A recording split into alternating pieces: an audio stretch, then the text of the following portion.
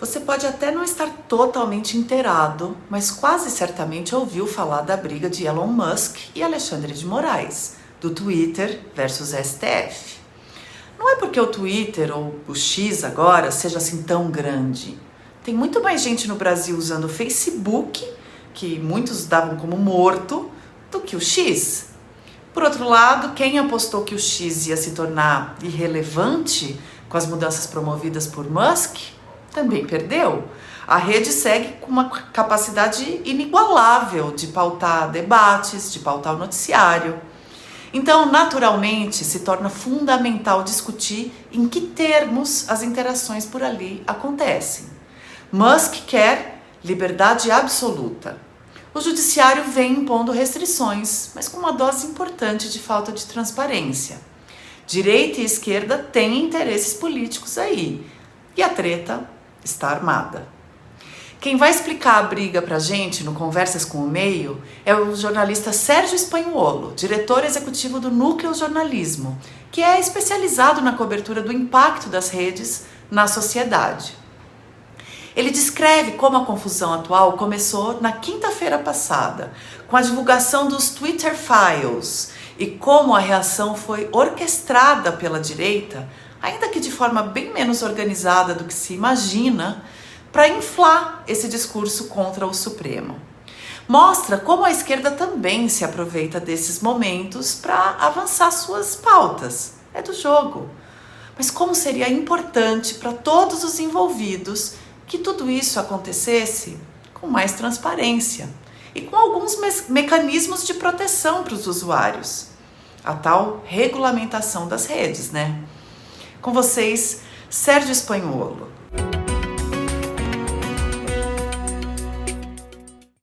Oi, Sérgio, muito obrigada por aceitar o nosso convite para bater esse papo com a gente. Obrigada por estar aqui com o Meio. Eu que agradeço, obrigado pelo convite. Joia. Bom, tem pouco assunto, né? Daquelas semanas que é difícil imaginar por onde que se começa.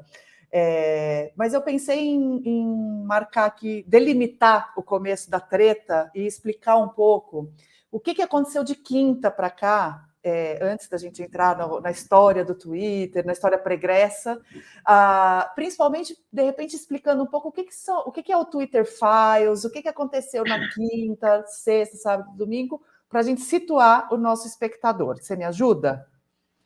Com certeza, Flávia. Eu vou sair daqui, inclusive vou dormir um pouco, porque eu tô faz uns dias aí pesquisando assuntos, escrevendo, editando. Tá uma loucura. A gente tá de site novo também, tudo, então tá doideira. Mas fazendo uma recapitulação bem breve, né?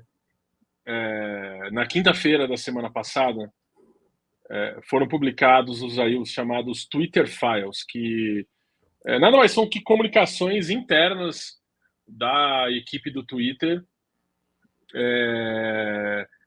que, enfim, quando foram lançados a primeira vez no ano passado, trouxeram à tona alguns dos comportamentos de ex-executivos lá e de cumprimento de ordem judicial, interação com autoridades, o que é uma coisa... Eu não estou aqui para defender rede social nenhuma, tá? Mas é uma coisa meio natural, né? Grandes redes sociais atraem mais atenção, existe uma interlocução com governos e autoridades, né? E isso é normal, e existe um atrito também, né, entre os dois. As redes sociais não têm nenhum interesse em fornecer dados, muito menos sem ordem judicial, então vira uma briga judicial, isso escala muitas vezes. E no caso do Twitter Files do Brasil, foi exatamente isso, só que para o Brasil, né, e trouxe à tona alguns dos perrengues que a equipe legal do Twitter estava passando desde 2020 ali, com certeza não apenas para as eleições de 2022, mas antes delas, estava passando em relação a pedidos judiciais e ordens de bloqueio de contas e tal, né? Então, o Twitter Files, ele traz isso à tona e, assim, vale notar que a Twitter Files é uma iniciativa do próprio Elon Musk, que é o dono do Twitter, não é que vazou alguma coisa inadvertidamente. O cara abriu esses e-mails para todo mundo, expôs um monte de funcionário e ex-executivo dele, inclusive.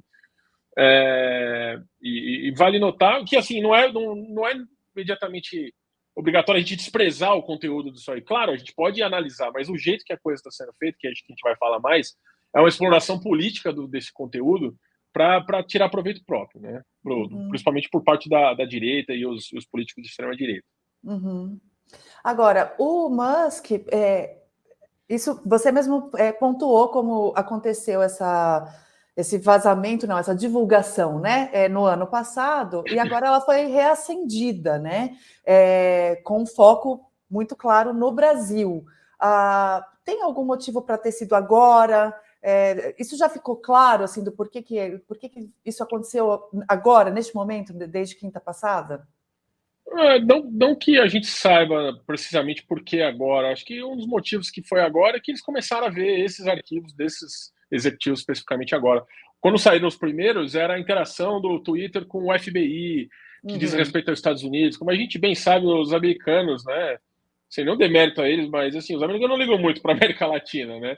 Então, isso acabou sendo relegado muitas vezes, os documentos. Né? Não, depois a gente vê o pessoal do Brasil aí. Vamos falar aqui do que está rolando nos Estados Unidos e vamos acusar o governo americano de interferência e todas essas coisas, foi o que aconteceu. E muitas daquelas coisas não eram nem novas, assim, né? Não eram nenhuma novidade. Né?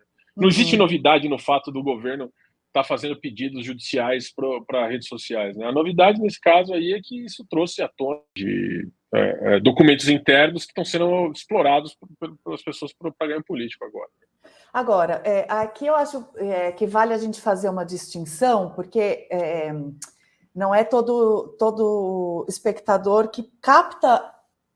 Não gosto nem de falar de sutileza, porque não é uma coisa tão sutil, mas capta com quem que é a briga, né? Então, existe um confronto do Elon Musk com o judiciário brasileiro, que é quem, né, então toma as decisões judiciais. Então, Alexandre de Moraes, na pessoa do Alexandre de Moraes em particular, que preside ali o inquérito das milícias digitais e tudo mais, e presidiu o TSE no ano eleitoral tão complicado como foi 2022.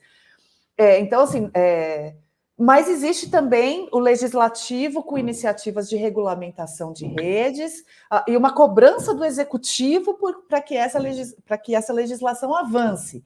Então, são brigas que têm pontos em comum, mas que têm frentes diferentes. Seria isso?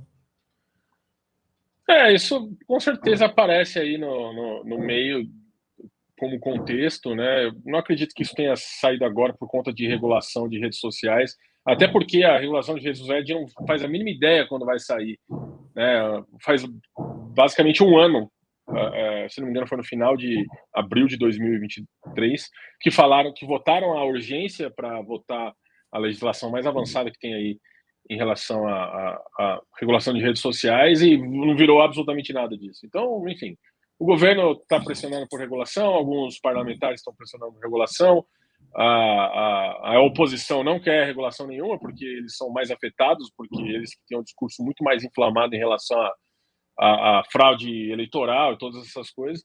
Então, fica nesse embate, mas eu não acho que o Twitter Files tenha vindo agora por conta desse cenário. Eu acho que, enfim, se fosse assim, ele teria aparecido mais vezes no ano passado, né?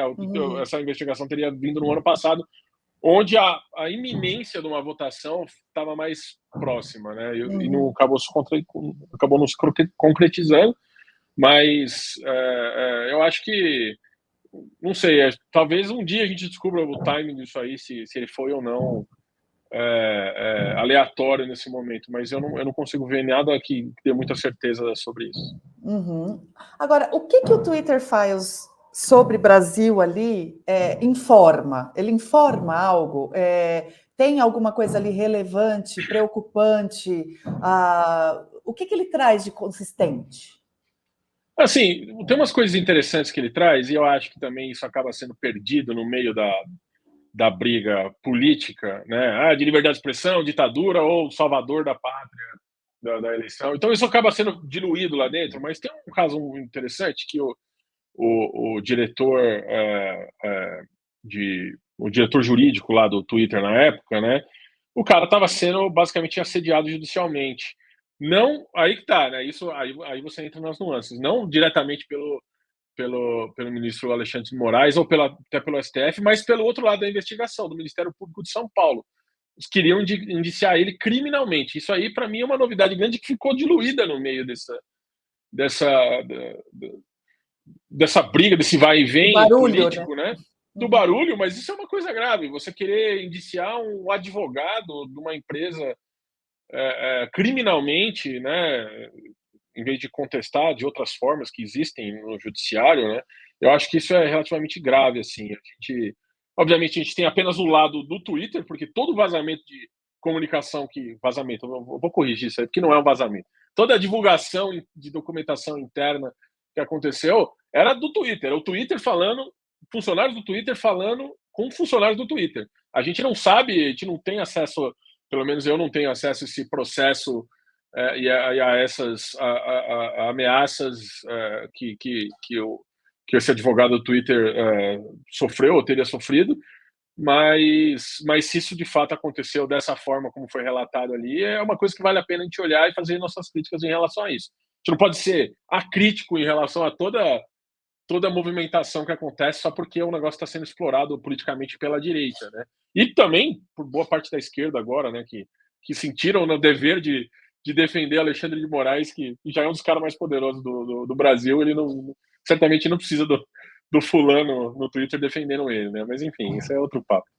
Mas, então, muito bem. Então, você já entregou, por exemplo, uma coisa que pode dar alguma substância para a argumentação de que havia um assédio judicial ou de que havia exageros persecutórios contra as plataformas e etc. Mas não é algo assim tão A mais B é igual a C, né? Não é algo assim, a justiça brasileira ou o sistema criminal de justiça brasileiro está perseguindo o Twitter, ou está perseguindo políticos de direita no Twitter, ou tem isso lá, porque eu acho que assim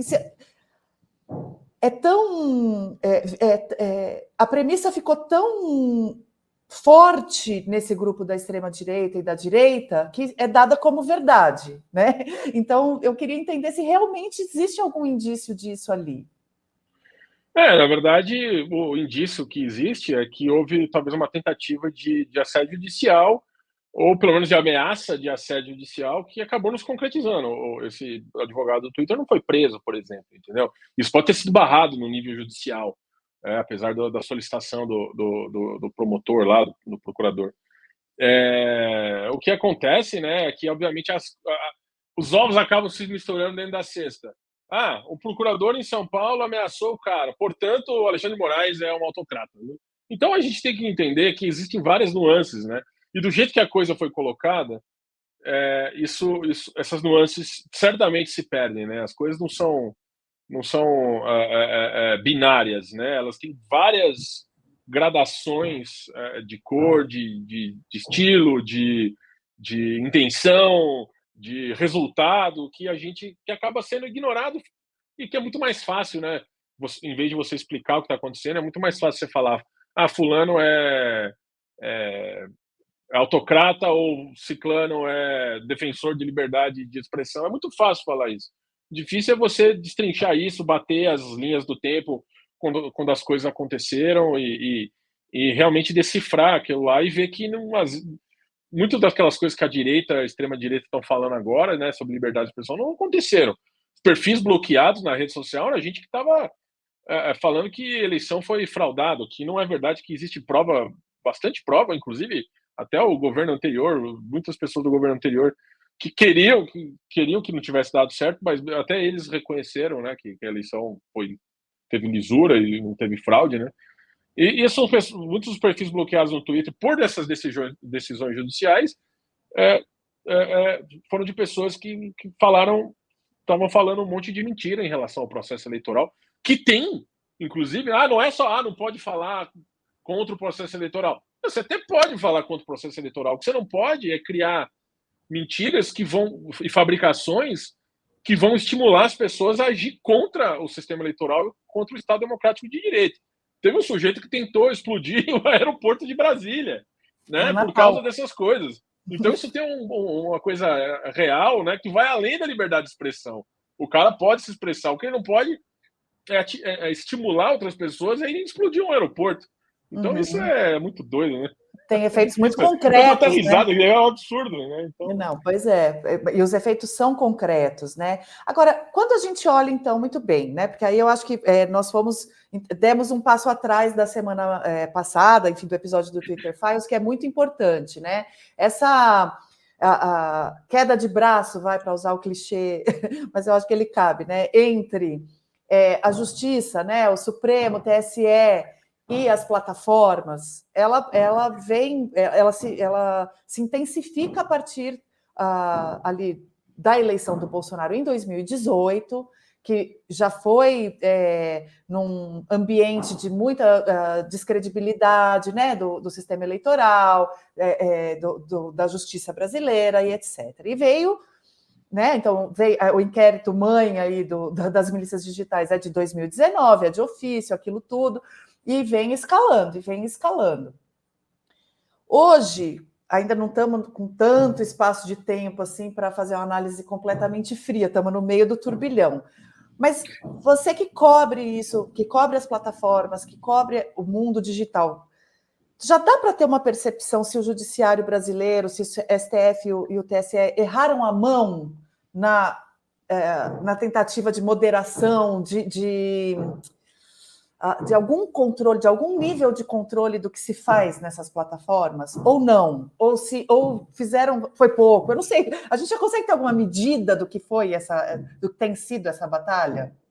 Eu acho que essa poeira ainda está alta, especialmente porque o inquérito das fake news ele continua sendo prorrogado, né? Se você pesquisar, a cada 90 dias, Alexandre de Moraes prorroga o inquérito das fake news por mais 90 dias, e isso continua, é um ciclo que está se prolongando bastante, né?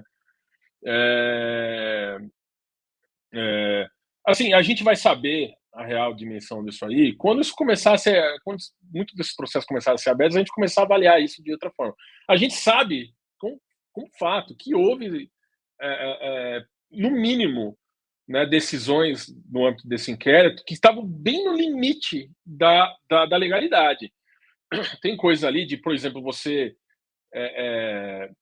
banir de uma rede social alguém que não se pronunciou sobre o processo eleitoral, mas banir por causa disso, sobre a potencialidade, isso não dá, né? O cara pode ser um mentiroso quanto mais e onde ele quiser. Se o cara não está postando sobre isso, será que convém retirar? Eu não sou advogado, eu não sei dizer se convém ou não. Eu acho que os advogados, os juristas, os juízes, os promotores, depois isso vai ter tudo debatido por eles.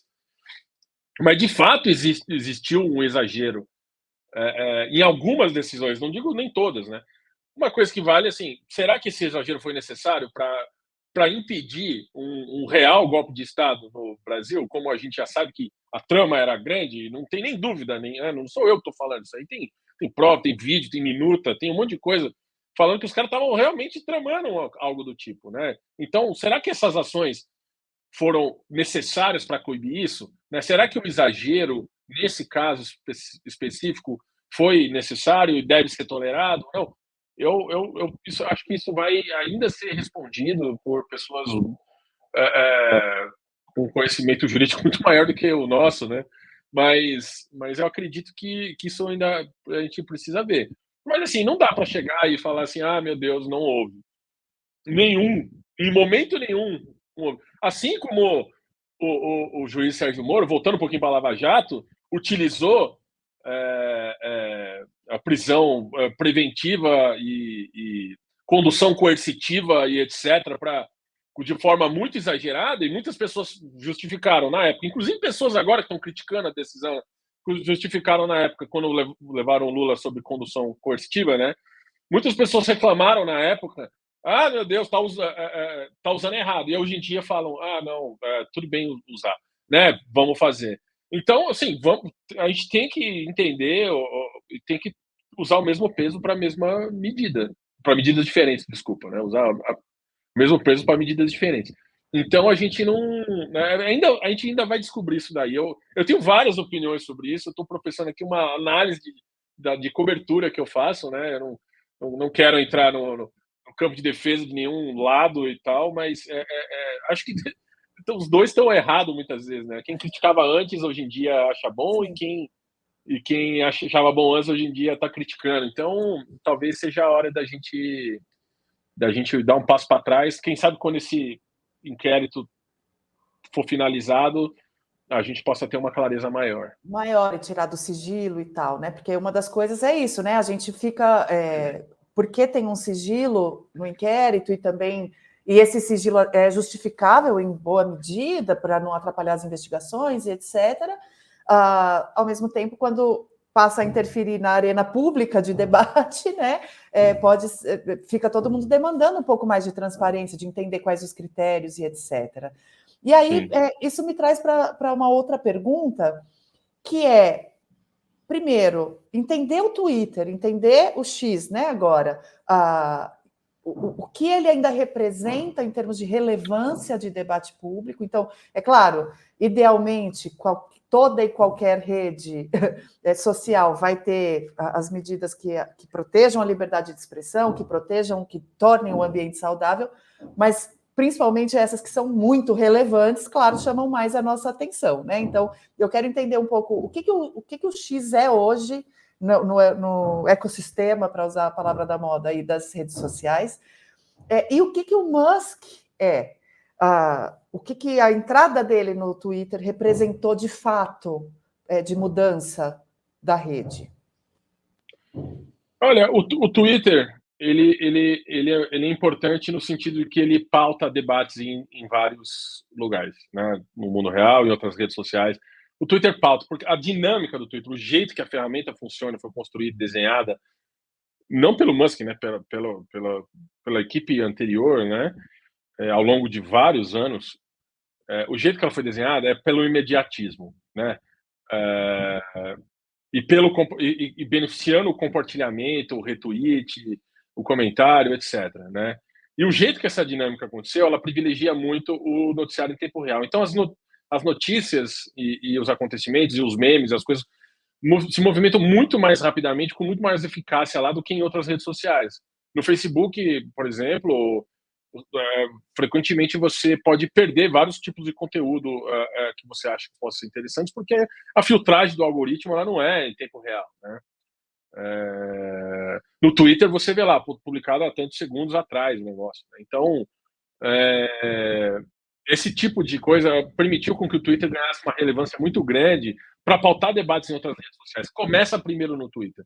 Claro, que outras redes sociais também levantam debates e coisas que também repercutem no Twitter, mas o Twitter teve esse papel de estabelecer vários assuntos do dia no noticiário, na TV, nos jornais do outro dia, etc, né? Com a entrada do Musk, isso continuou, tá? Muita gente achou que não fosse, muita gente achou que a rede fosse derreter em poucos meses, mas continua aí. O produto piorou muito, enquanto produto digital, o produto piorou muito, principalmente porque agora você, não sei se você já reparou, você fica vendo muito mais post, né? As pessoas normais, que nem eu, que não ficam pagando para oficina de verificação, você fica vendo muito mais post de pessoas verificadas que estão pagando por aquele selo, e aquilo tem é privilegiado dentro do algoritmo de recomendação do Twitter. Uhum. E você acaba vendo coisas que você não quer ver. Então a qualidade disso, eu não quero ficar vendo aquelas coisas que eu vejo muitas vezes, né? Um monte de assunto que não me interessa e tal. Eu gosto de ver coisa de jornalismo, eu gosto de ver falar sobre política e tal, né? Às vezes aparecem coisa de BBB para mim que eu não assisto, entendeu? Porque os perfis verificados estão fazendo isso. Também tem o fato de que a equipe de moderação lá foi dizimada, né?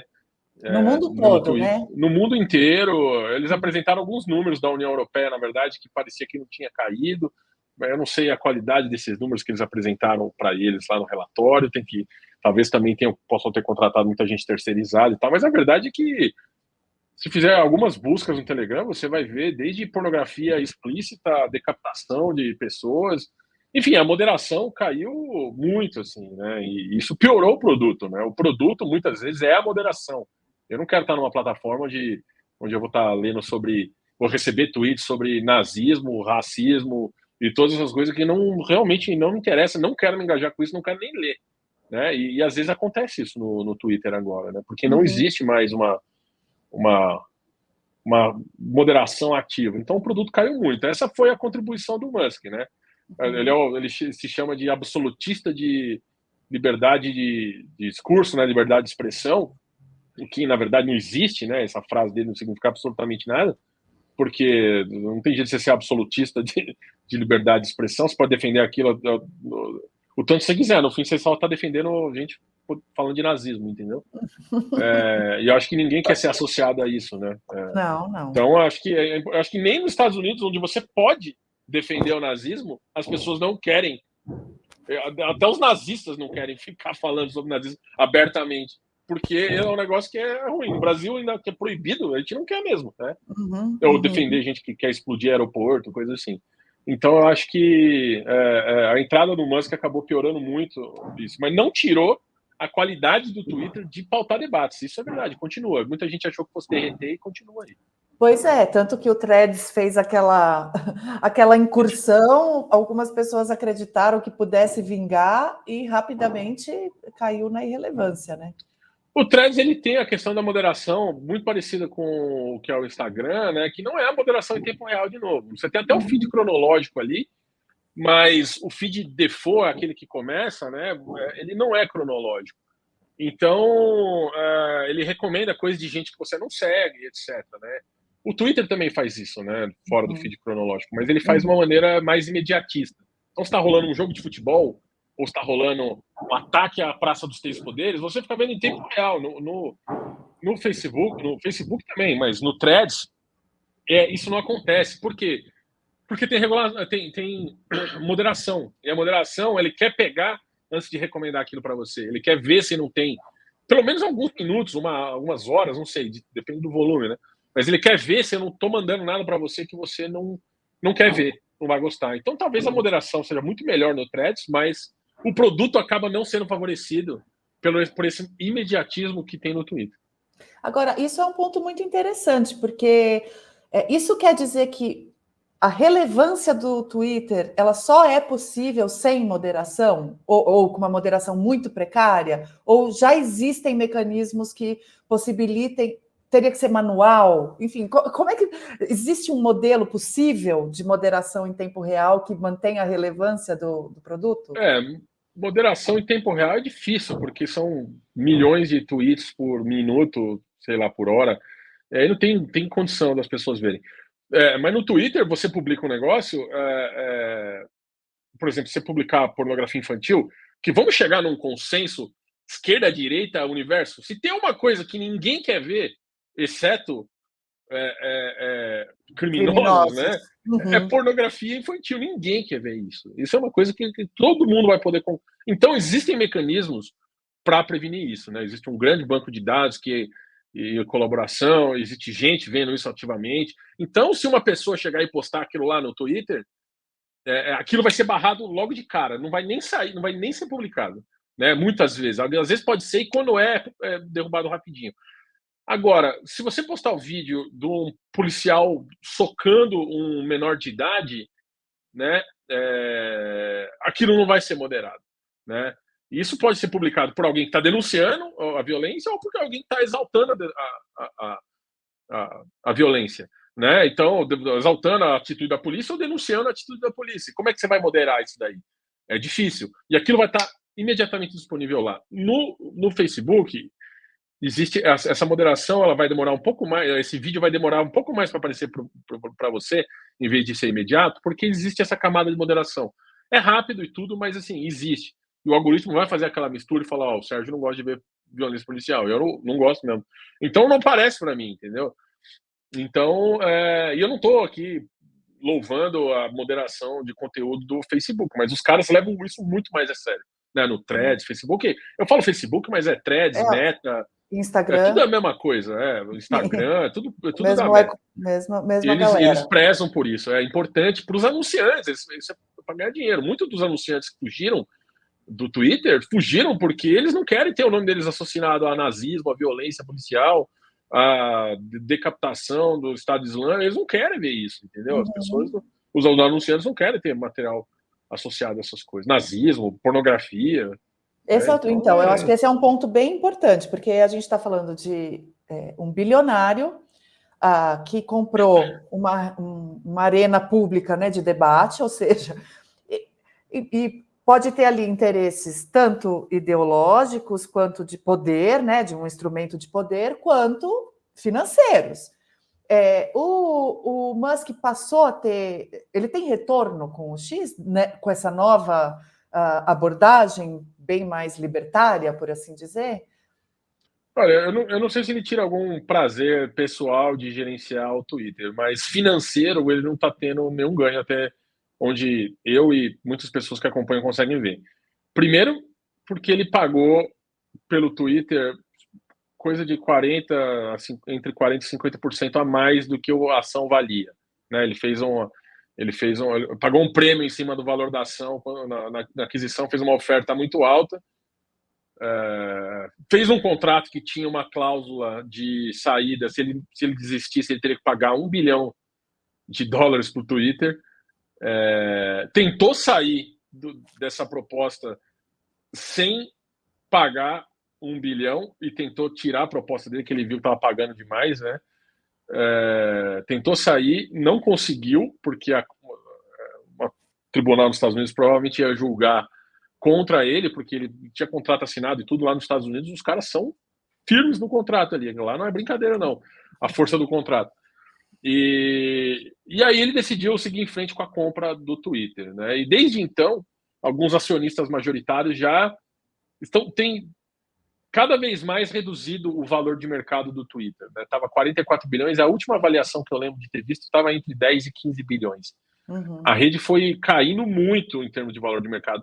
Tanto que ele basicamente destruiu uma dos principais ativos do Twitter, que era a marca, né? Que agora é X. Né? Eu tenho dificuldade de chamar de X, porque, enfim, usei Twitter há muito tempo, é a mesma aplicação, está no twitter.com, mas é X agora. Enfim. Uhum. Ele destruiu a marca do Twitter, que era uma marca muito valiosa, por todos os problemas que o Twitter podia ter antes dele, de moderação, de gerência, de todas essas coisas. A marca do Twitter era uma marca muito forte. Né? E essa marca foi basicamente exterminada, agora tudo X. Então, o ativo que ele comprou foi depreciando rapidamente ao longo dos últimos 2 anos, desde que ele comprou a rede social. Né? Uhum. Vai fazer 2 anos ainda, né, que a compra foi efetivada, 1 ano e meio, mais ou menos, agora alguns meses. Mas é isso, é muito notório que isso tenha acontecido com a rede social logo depois que ele entrou. Assim, o Twitter já vinha um pouco mal das pernas financeiramente, não era necessariamente... Já tinha sofrido alguns prejuízos, mas, enfim, tinha possibilidade de virar financeiramente, mas depois que ele comprou, basicamente enterrou 44 bilhões de dólares nessa rede social. Demitiu um monte de gente, obviamente, mais de 80% da empresa foi demitida, e virou isso aí, né? Agora, por que você acha que... Primeiro, por que ele quis e quer manter, né, se manter dono, manter o X relevante, manter qual o ganho dele nisso? É político, né? Se não é financeiro, é político. Normalmente, uma coisa anda meio ladeando a outra, né? Ou é político para avançar interesses financeiros de outras empresas dele, etc. Né? De que forma isso pode acontecer para ele? E por que o Brasil? Né? Qual que é a importância do Brasil no X? É um dos maiores mercados? É onde ele está enxergando o potencial de crescimento? Por que esse foco? O Brasil é um dos top 5 principais mercados em número de usuários do X, mas certamente não é financeiramente, especialmente por causa da questão cambial, né? Assim, o câmbio, qualquer coisa que entrar em real aqui, você tem que dividir por 5, mandar o dinheiro para fora e pagar imposto e coisa assim. E certamente não, em número de usuários e volume de mensagem e tal, o Brasil é um dos top 5 mercados, sem dúvida. Eu não sei o que ele ganha com isso. Se certamente ele é um cara que tem bilionário, são pessoas que têm um ego muito grande, né? E ele gosta de ser o cara que é o paladino da liberdade de expressão, como ele se chama aí, né? Liberdade de expressão absolutista e tal. O que, enfim, ele pode achar o que ele quiser à vontade, mas ele não é a única pessoa que defende liberdade de expressão. O X é uma empresa com fins lucrativos e não é uma ONG de liberdade de expressão, que nem a ACLU, né, lá nos Estados Unidos. Enfim, ele não... Eu não sei o que ele tira pessoalmente com isso. Ele é um cara que tem muito dinheiro, que comprou uma rede social e é meio que o brinquedo dele, não sei. Eu sei que a Tesla tá indo meio mal agora, né? Financeiramente, de entregas, Sim. o pessoal tá reclamando de qualidade de produto e oficialmente ele é o CEO da Tesla. E tem muita gente na Tesla que tá achando isso ruim, porque ele gasta muita energia nessa cruzada dele contra o progressismo. Não sei por quê, porque ele sempre foi um cara considerado progressista e ele mesmo se considerava e tal, né? Houve alguma coisa que mudou nos últimos anos, mas essa cruzada ele tem custado para ele em outras frentes também, não apenas o dinheiro que ele gastou no Twitter, né? E ele tem co-investidores no Twitter, né? Essa galera não deve estar muito feliz também de participar disso, de ter participado disso, né?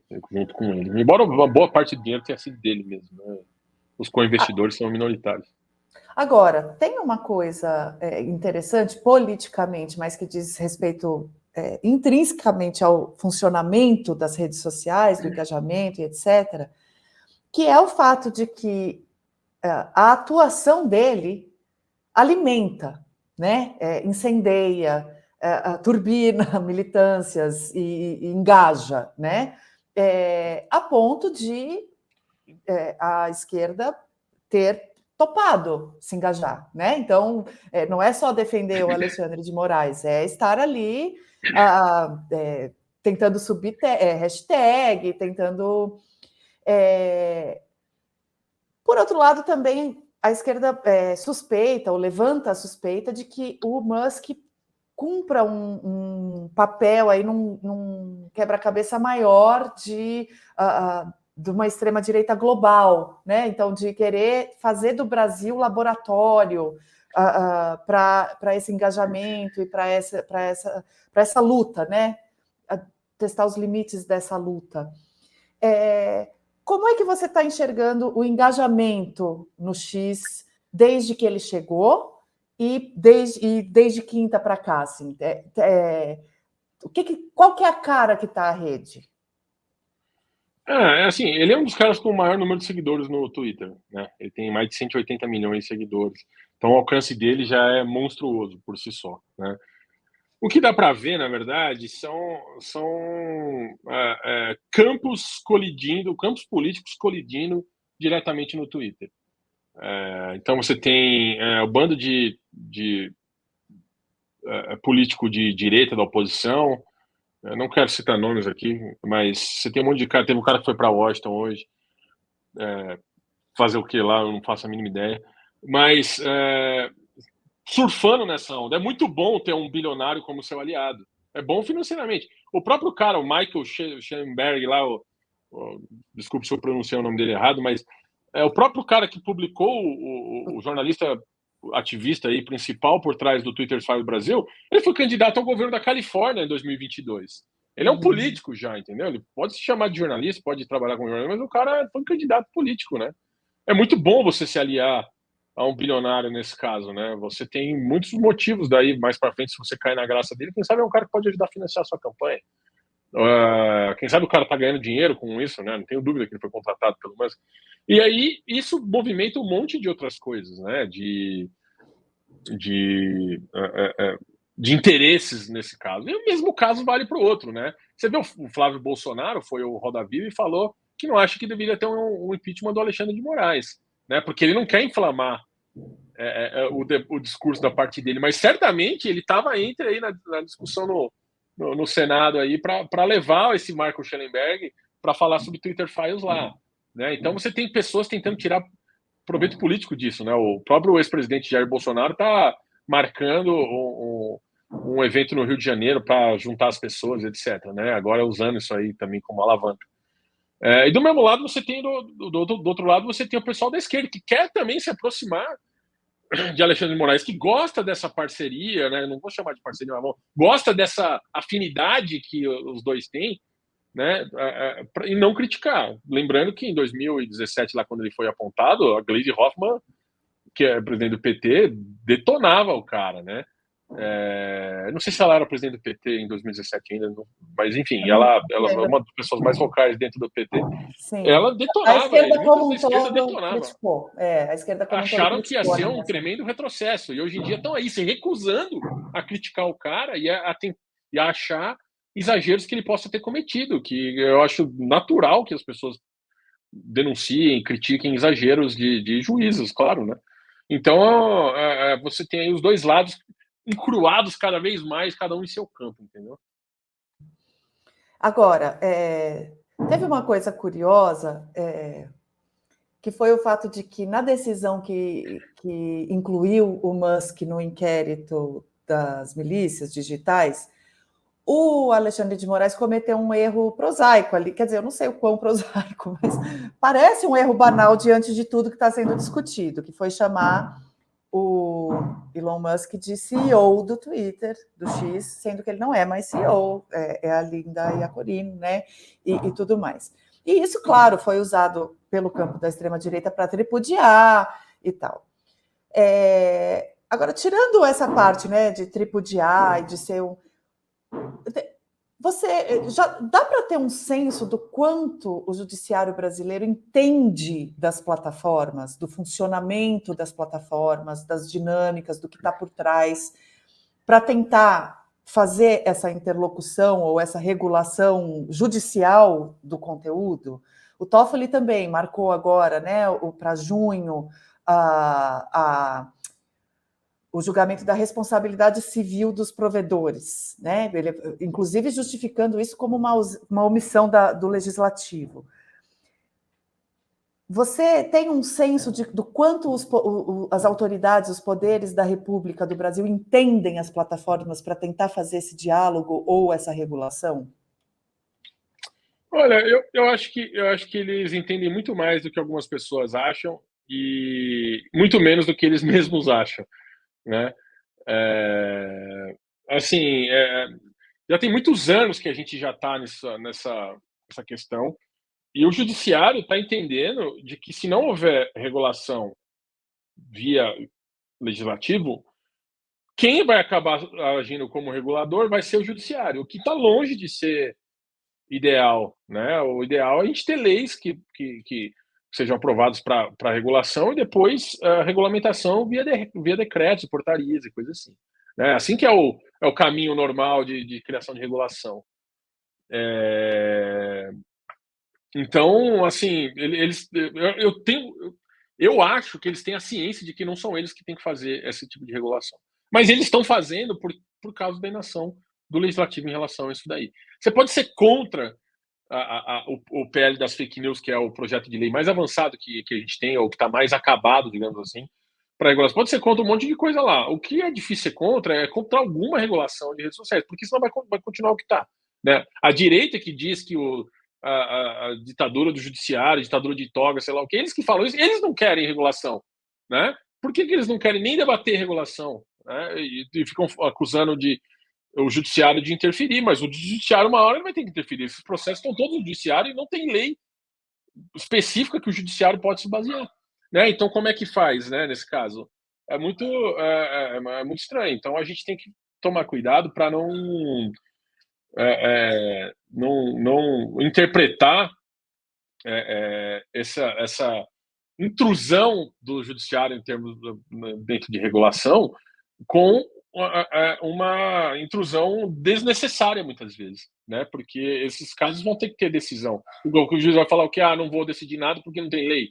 Não, ele vai decidir alguma coisa. E é o que está acontecendo, né? Então, talvez se o Brasil tivesse leis mais claras, quem sabe o Twitter do PCO lá, que estava falando um monte de asneira nas eleições, não tivesse sido derrubado. Não sei, né? Eu não estou defendendo que isso fosse o caso ou não. Só estou falando, talvez se tivesse lei, a gente conseguisse regular as coisas com mais concretude, né?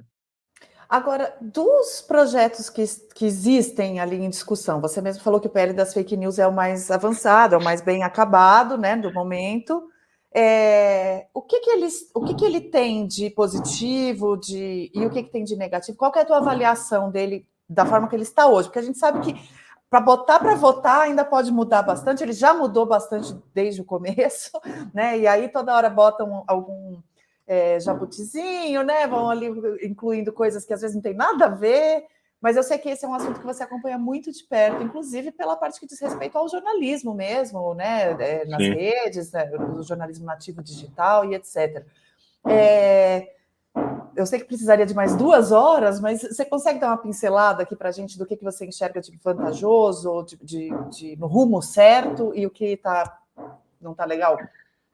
Eu vou só pincelar mesmo, tá? Porque eu li toda essa proposta, acompanhei o debate, fizemos matéria, fizemos um monte de coisa. Eu não faço ideia como ela está hoje, porque, obviamente, está sendo escrita até hoje com mudanças e sei lá o quê. Essa parte que você falou de remuneração de jornalismo, ela foi destacada para o PL de direitos autorais, que era uma das grandes críticas da primeira versão do PL das fake news, inclusive com um lobby grande aí de empresas de mídia mais tradicionais. A questão da remuneração do jornalismo pelas plataformas, ela foi destacada para os direitos autorais, porque os direitos autorais também estavam na primeira versão divulgada o ano passado e tal, na versão divulgada o ano passado. Isso desagradou um monte de gente, tinha muitas coisas estranhas lá. Alguns pontos bons dessa regulação, do jeito que ela está hoje, a necessidade de transparência das plataformas. Isso é essencial. Hoje em dia, as plataformas, elas estão ficando menos transparentes, na verdade. Estão fechando vários eu recursos de dados que elas tinham. vou até me permitir te interromper, desculpa Claro. a indelicadeza, mas é só porque isso é um ponto que a gente não tocou sobre a chegada do Musk, né? Ele agiu muito incisivamente para reduzir a transparência, né? Desculpa. Sim, não só ele, né? A Meta está aí, vai matar o CrowdTangle, que é uma ferramenta de dados que eles têm, que eles forneciam para jornalistas, pesquisadores encontrarem conteúdo e desinformação e conteúdo de ódio e até tendências e outras coisas também, que não é só conteúdo ruim. O TikTok também não tem uma versão aberta da API deles. Então, as redes sociais estão se retraindo, né? Em vez de estarem mais transparentes e ajudando mais jornalistas e pesquisadores, elas estão se retraindo para dentro delas mesmas e fazendo mesmo. Então, o novo texto, pelo menos, ele previa, né? Até puxei aqui, que as empresas deveriam formar parâmetros usados no sistema de recomendação de conteúdo, né? Os algoritmos de recomendação deles deveriam falar mais sobre isso. Relatórios semestrais de transparência, etc. Em língua portuguesa, inclusive, né? Publicar anualmente auditoria externa independente para avaliar se as coisas estão sendo cumpridas. Isso aqui é ótimo, transparência. A gente precisa de transparência dessas plataformas, né? Outras coisas interessantes também, eles estão prevendo aí uma entidade reguladora, que ninguém sabe direito como vai funcionar, ninguém sabe se é bom, se é ruim, a Anatel queria ser, Pois aí os caras quem falam da seria, LGPD, né? Uhum. aí, enfim, o pessoal do CGI, do Comitê Gestor da Internet, bolaram lá uma sugestão, né, que envolveria a Anatel, a ANPD, né, e alguma outra organização. Tem gente falando de autorregulação das redes sociais, o que, enfim, é uma coisa mais ou menos que acontece nos Estados Unidos, e a gente sabe que lá também o cenário não é perfeito. Tem uma coisa muito bom também, muito, muito interessante, essa talvez seja uma das principais, que isso foi pensado lá da Digital Services Act na Europa, que é a questão de análise de risco sistêmico. Que quando você identifica alguma questão de segurança muito grave e tal, você precisa agir sobre ela automaticamente, né? É um protocolo, na verdade, né? Que isso já está presente lá na Europa e é assim, tem um atentado terrorista na Europa, né? Tem gente compartilhando, sei lá o quê. Então as plataformas precisam agir, não precisa esperar a justiça mandar derrubar conteúdo nem nada, vai lá e vai agir, entendeu? Então tem muitas coisas assim que são interessantes que a gente tem que entender. A responsabilização do conteúdo que elas têm a partir de certo momento, né? Nos Estados Unidos tem um negócio que chama Section 230 da regulação lá, que diz que as plataformas não podem ser seção 230, né? Section 230, que diz que as plataformas não podem ser responsabilizadas por conteúdo de terceiros. Isso na Europa, agora, se elas não fizerem nada, obviamente, se eu chegar e publicar um vídeo de uma decapitação no Twitter, e as plataformas não são imediatamente responsáveis por lá. Mas se aquilo não cair e muitas pessoas virem aquilo lá, e se aquilo causar algum tumulto, causar uma revolta, causar violência, sei lá o quê, as plataformas tornam-se responsáveis também, corresponsáveis ali. Também, obviamente, a pessoa que publicou também tem que responder.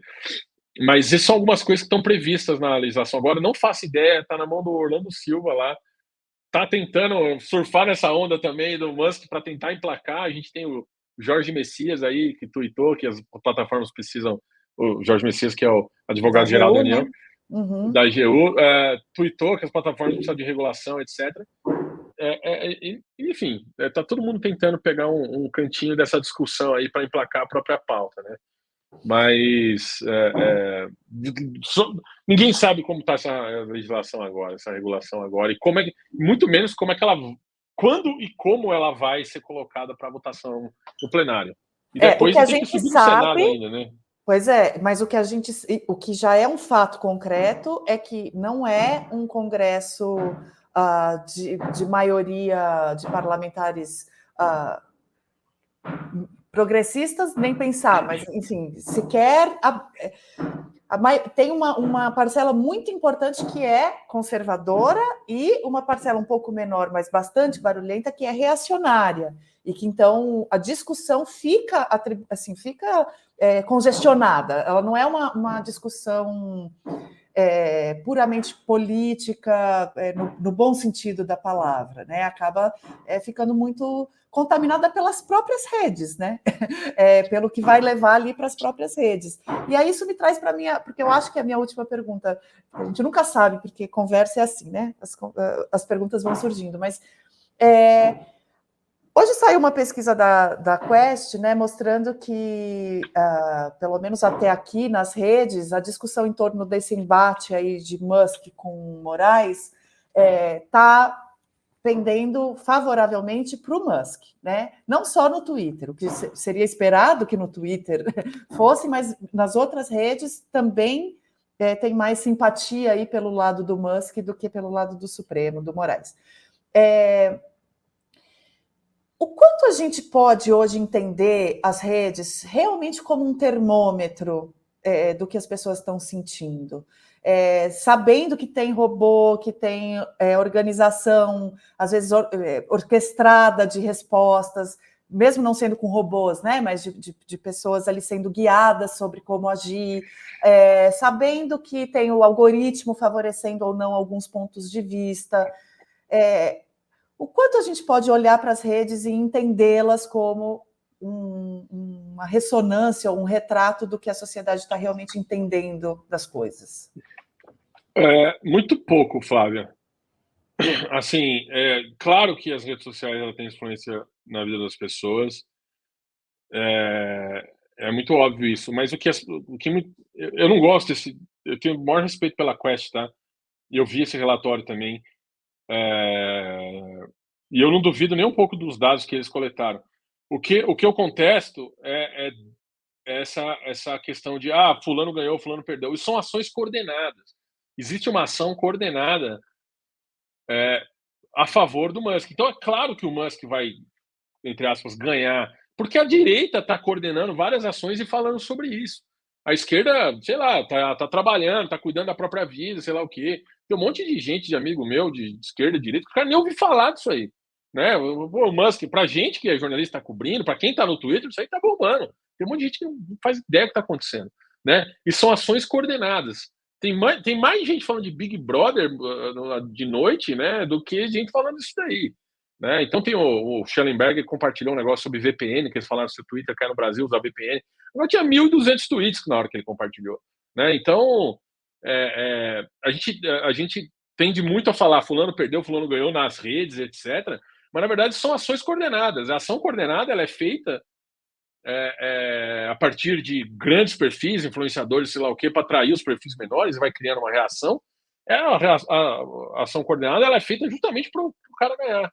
Né? Assim, já teve casos de que a esquerda também fez uma ação coordenada, algum tipo de campanha, alguma coisa, e por exemplo, quando o Bolsonaro aprenderam o celular do Bolsonaro, coisa do tipo, entendeu? Ou quando souberam dele lá na embaixada da Hungria, etc., a esquerda se uniu e fez ações coordenadas, né? E essas ações coordenadas são coordenadas, mas são bem menos organizadas do que você está imaginando. Não é uma pessoa lá atrás brincando com todos os peõezinhos, né? São pessoas compartilhando isso, viralizando dentro daquilo lá. Obviamente, e a direita foi pega de surpresa. Então, a crítica ao Bolsonaro era muito maior do que a defesa do Bolsonaro, porque essa ação de coordenada de esquerda ganhou uma proporção maior. Esse caso foi o mesmo. A direita está falando isso aí desde quinta-feira. Até o Musk falar a primeira palavra, ninguém da esquerda estava levando isso a sério.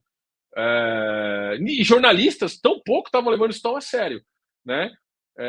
A gente estava discutindo na quinta-feira, nós demos uma nota na quinta-feira, mas a gente estava discutindo a necessidade de a gente dar uma nota sobre esse caso do Twitter Files do Brasil.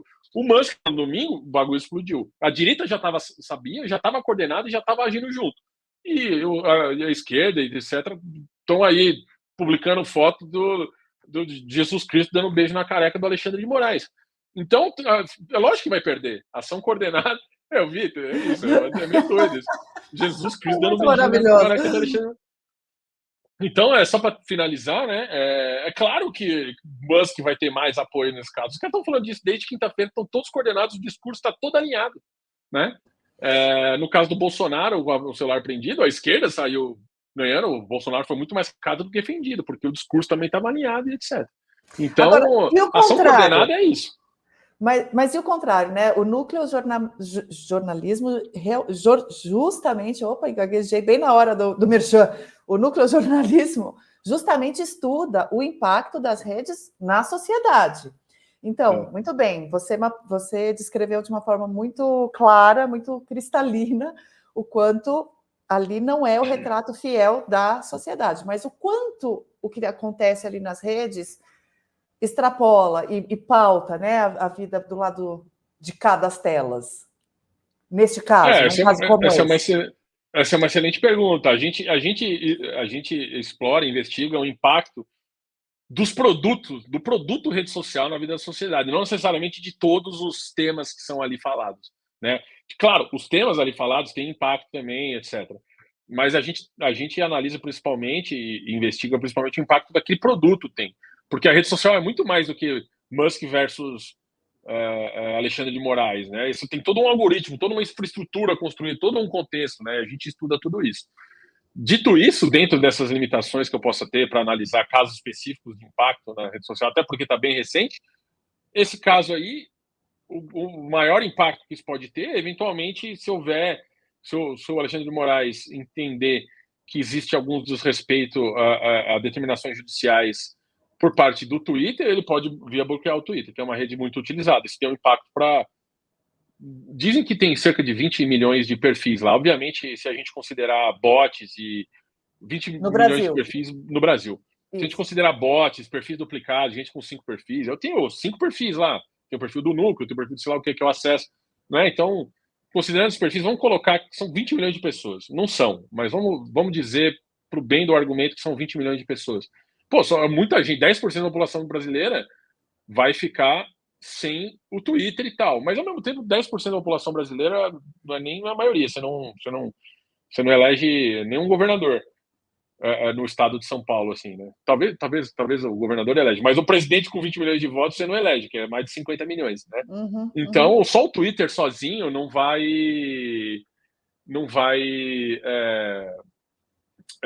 ter alterar a configuração, né? Alterar configurações.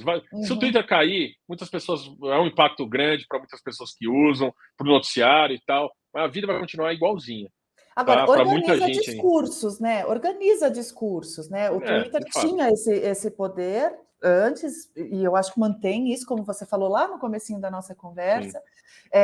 Então, embora no plano, eu não sei, isso é uma análise que eu estou fazendo aqui a quente contigo, né? No espírito do Conversas com o Meio, mas no sentido de que, tudo bem, tem uma camada ali que é pequena, que é militante, que é barulhenta, e que não tem um impacto concreto tão expandido. Por outro lado, ela tem esse impacto de organização, né? De organizar ideias, de plantar algumas ideias, por exemplo, a esquerda é contra a liberdade de expressão, e aí ir retroalimentando isso, né? Eu acho que passa um pouco por aí, talvez, esse impacto, né? Não, com certeza. Eu não estou querendo desprezar o impacto que isso tem. O que eu quero é colocar as coisas na devida proporção também, né? Uhum. Para muita gente, especialmente jornalistas, o Twitter é quase um mundo, é um microcosmo ali que a gente está lá sobrevivendo e respirando aquela fumaça tóxica, muitas vezes, que sai de lá. E se alimentando dela, né? Ao mesmo tempo, muitas pessoas não querem saber do Twitter. Tem mais gente, muito mais gente que usa o Facebook, que é uma rede que a gente está achando que morreu e tal. Muito mais gente usa o Facebook do que o próprio Twitter, né? Então, acho que a gente tem que tomar cuidado para não extravasar as proporções disso, mas ao mesmo tempo entender que tem um impacto para a articulação do discurso, como você mesma disse, né? Perfeito. E do noticiário, né? E do noticiário, exatamente. Muito bem. Só para deixar claro aqui, o Tarcísio foi eleito com 12,5 milhões de votos. Então, sim, 20 milhões de votos elege no estado de São Paulo, tá? Eu cometi um erro ali. Foi exagero. Fui ser hiperbólico e acabei exagerando. Checagem em tempo real, hein? Checagem em tempo real. Muito bom. Sérgio, muito obrigada pelo papo. Os acontecimentos estão rolando rapidamente, então é muito importante ter alguém que acompanha esse pedaço da nossa vida de uma forma tão sistematizada, tão competente como o Núcleo faz, como você faz há tanto tempo. Agradeço você ter trazido aqui para os espectadores do Meio um pouco dessa visão. Valeu. Eu que agradeço pelo convite, Flávio, pessoal aí do Canal Meio. Muito obrigado, foi muito legal. E me chamem de novo aí, seria massa compartilhar mais as coisas com vocês. Vamos sim. Vamos ver, vamos acompanhando. De repente, fazendo em tempo real de novo. Um abraço, querido. Valeu, tchau. Tchau, beijo.